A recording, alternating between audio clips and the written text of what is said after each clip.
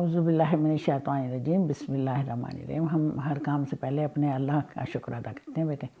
تو بیٹے یہ ایک مزیدار کہانی ابن انشا کی لکھی ہوئی ہے، یہ میں آپ لوگوں کو سناتی ہوں، آپ کو شاید پسند آ جائے۔ تو یہ ایک کچھوے اور خرگوش کی کہانی تو شاید آپ لوگوں نے سنی ہوگی، ذرا اس سے تھوڑی سی منفرد ہے۔ اس میں انہوں نے کہا ہے کہ کچھوا اور خرگوش دونوں دوڑ کے لیے چل پڑے، اور چلتے چلتے ایک صاحب نے کہا، بھائی کچھوے تمہیں کیا ضرورت تھی، تم دوڑ میں شامل ہوئے، تمہاری حیثیت ہی کیا ہے؟ لیکن خیر وہ دونوں چل پڑے۔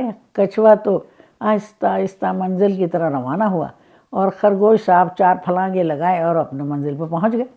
اب یہ سوچنے لگے کہ یہ جو ہے نا کچھوا ابھی خرگوش کہاں جلدی پہنچے گا، میں بھی ذرا سکون سے چلتا ہوں۔ ایک درخت کے نیچے لیٹ گئے اور پھر نیند آ گئی، سو گئے۔ اور جب کافی دیر سوتے رہے تو پھر خیال آیا، اوہو میں تو دوڑ کے لیے نکلا تھا، مجھے چلنا چاہیے۔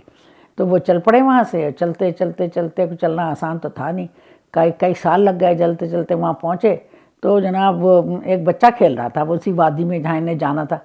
انہوں نے اس بچے سے پوچھا، بھائی یہاں کوئی خرگوش ہے، کوئی خرگوش دیکھا ہے؟ انہوں نے کہا ہاں کیوں نہیں دیکھا، میرے ابا حضور ہیں، ابا حضور، اور وہ میں ان کا بیٹا ہوں۔